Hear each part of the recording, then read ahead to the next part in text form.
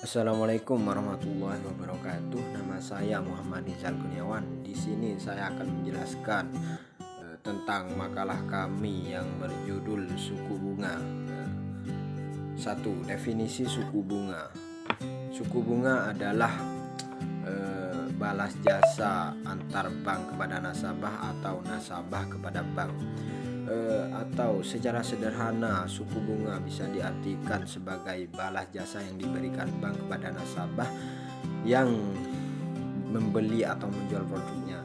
Bunga juga dapat diartikan sebagai harga yang harus dibayarkan oleh bank kepada nasabah yang memiliki simpanan, dan harga yang harus dibayarkan oleh nasabah kepada bank jika masalah yang memperoleh fasilitas pinjaman. Bunga bank bisa dibedakan ke dalam dua jenis, yaitu bunga simpanan dan bunga pinjaman. Bunga simpanan adalah balas jasa dari bank kepada nasabah atas jasa nasabah menyimpan uangnya di bank. Sedangkan bunga pinjaman adalah balas jasa yang ditetapkan bank kepada pinjaman atas pinjaman yang didapatkan. Jenis suku bunga. Satu, suku bunga tetap fixed. Suku bunga tetap atau fixed adalah suku bunga yang bersifat tetap dan tidak berubah sampai jangka waktu atau sampai dengan tanggal jatuh tempo selama jangka waktu kredit. Contohnya adalah bunga KPR, rumah murah atau rumah bersubsidi yang menerapkan suku bunga tetap. Selain itu, suku bunga tetap juga dapat digunakan dalam kredit kendaraan bermotor juga. Dua, suku bunga mengambang floating. Suku bunga mengambang adalah suku bunga yang selalu berubah mengikuti suku bunga di pasaran. Jika suku bunga di pasaran naik, maka suku bunganya juga ikut naik. Begitupun sebaliknya. Contohnya adalah suku bunga KPR untuk periode tertentu. Misalnya untuk 2 tahun pertama diberlakukan suku bunga tetap, namun periode selanjutnya menggunakan suku bunga mengambang.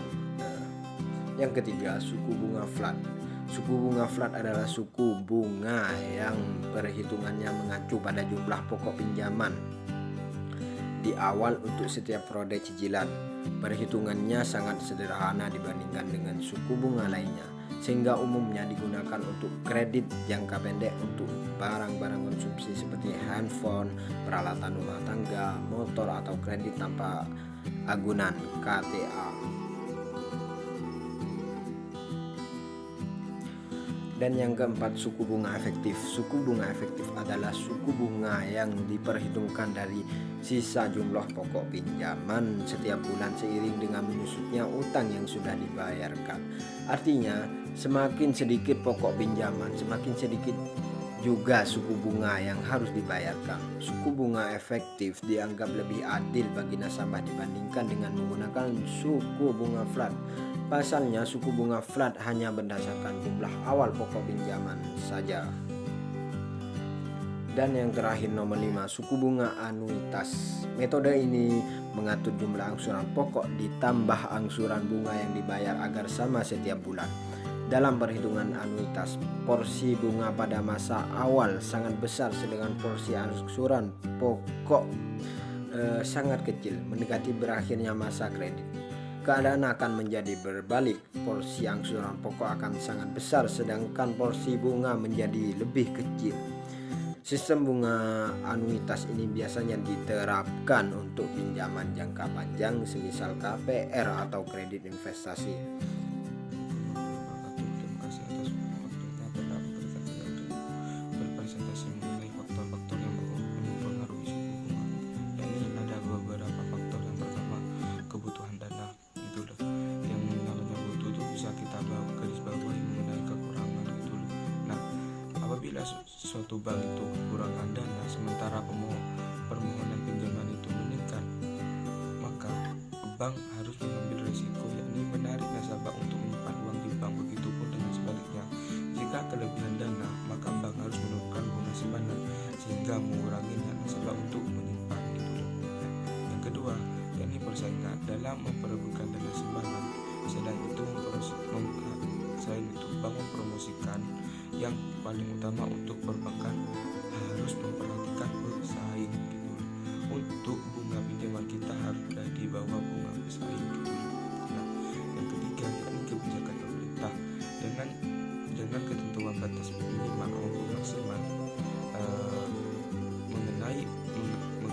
bunga simpanan maupun bunga pinjaman tidak boleh melebihi batas yang ditetapkan oleh pemerintah gitu loh. Nah, yang keempat yakni laba yang diinginkan. Laba yang diinginkan merupakan biasanya keuntungan gitu loh. Nah, laba itu kan merupakan biasanya keuntungan diinginkan oleh bank gitu loh. Oleh karena itu, pihak bank harus berhati-hati dalam menentukan persentase laba keuntungan gitu loh. Nah, ketika bank itu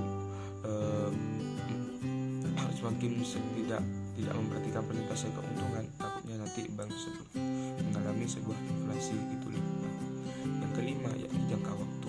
Semakin panjang jangka waktu pinjaman, maka akan semakin tinggi bunganya. Hal ini disebabkan kemungkinan risiko usaha mendatang mengalami deflasi gitu loh. Atau bisa dikatakan itu hampir bisa dikatakan bank itu mengalami sebuah deflasi gitu loh. Yang kelima yakni kualitas jaminan. Semakin liquid tinggi jaminan yang diberikan, maka semakin rendah bunga kredit yang dibebankan dengan jaminan sertifikat tanah. Nah, semakin liquid jaminan itu tinggi, maka semakin rendah yang dibebankan mengenai jaminan menggunakan jaminan gitu loh. Makin bunga kredit yang dibebankan itu semakin rendah dengan cara dengan sebuah jaminan yakni sertifikat tanah gitu. Alasan pertama yakni perbedaan ini adalah dalam hal percayaan jaminan apabila kredit yang diberikan bermasalah gitu loh. Nah, yang ketujuh mengenai reputasi perusahaan gitu loh. Bonafidilitas suatu perusahaan yang akan memperoleh juga sangat menentukan tingkat suku bunga yang akan dibebankan nantinya.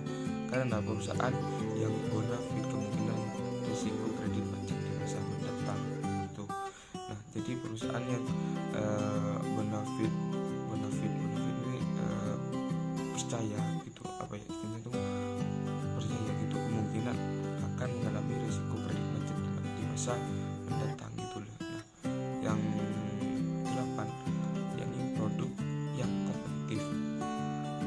Nah, sebuah produk yang dibiayai produk yang kompetitif bisa dibiayai sebuah produk yang dibiayai kredit yang berlaku di pasaran. Nah, seperti halnya produk kompetitif ini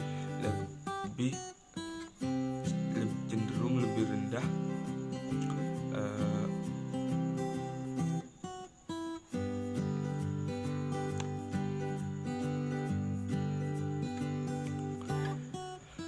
jadi untuk produk yang kompetitif ini bunga kredit itu relatif rendah jika dibandingkan dengan produk yang kompetitif. Hal ini kenapa? Disebabkan tingkat pengembalian kredit terjamin. Karena tingkat pengembalian kredit itu terjamin karena produk yang biayai kredit itu laku di pasaran gitu. Nah, terus lanjut hubungan baik. Biasanya pihak bank menggolongkan dua nasabah, yaitu nasabah utama atau primer dan nasabah sekunder gitu.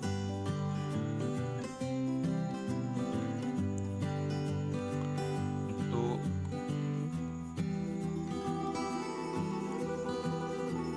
nasabah utama biasanya itu mempunyai hubungan yang sangat baik dengan pihak bank itu, sehingga dalam menentukan suku bunganya pun berbeda dengan nasabah biasanya gitu loh. Jadi bisa dibedakan biasanya nasabah utama atau primer itu lebih baik hubungan dengan bank, hubungan yang baik dengan pihak bank, sehingga dalam menentukan suku bunga itu pun berbeda dengan nasabah biasanya gitu. Yang ke-10 yakni jaminan pihak ketiga. Dalam hal ini pihak yang memberikan jaminan kepada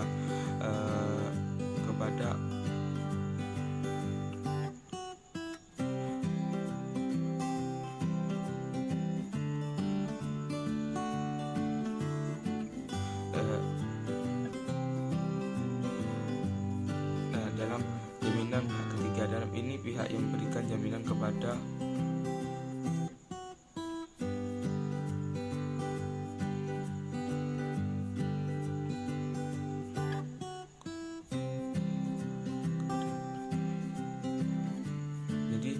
yang seperti ini jaminan pihak ketiga. Dalam hal ini pihak yang memberikan jaminan kepada penerima kredit, biasanya dari pihak binofil gitu. Jadinya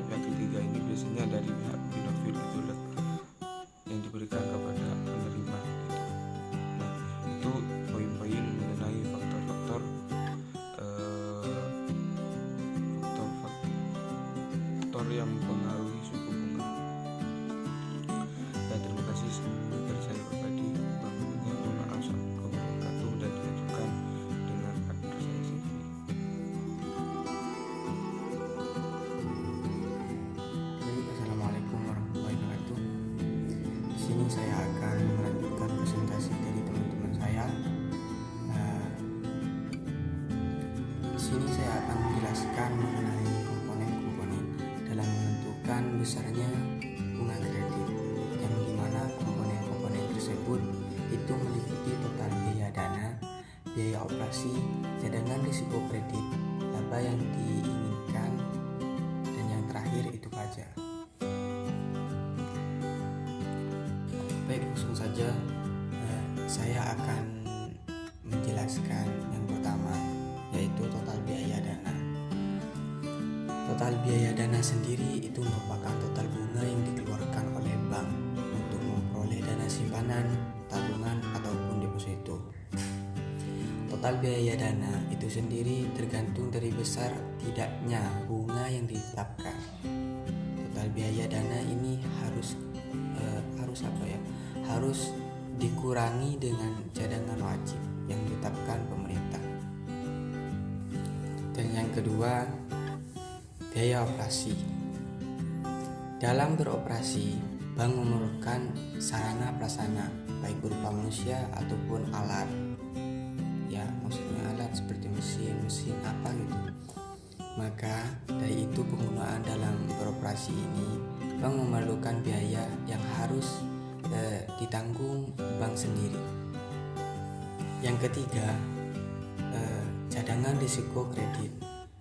Cadangan risiko kredit merupakan cadangan terhadap macetnya kredit yang diberikan kepada nasabah.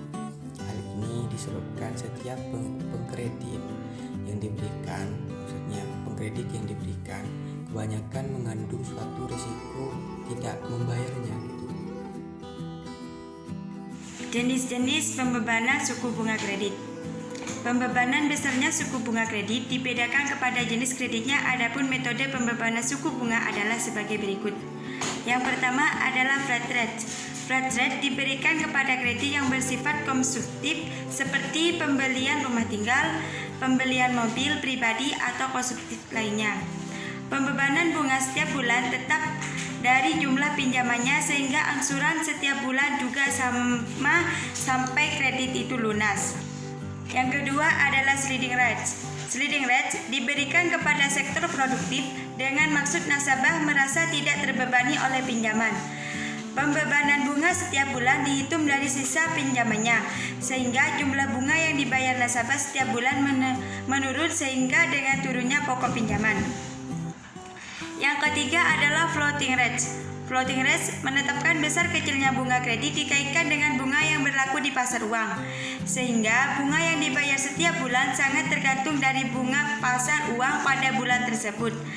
Pada akhirnya, hal ini juga terpengaruh terhadap angsuran setiap bulan, yaitu bisa tetap naik atau turun. Untuk perhitungan bunga kreditnya, rumusan menghitungnya adalah saldo pokok pinjaman dikali suku bunga tiap tahun dibagi jumlah bulan dalam 1 tahun.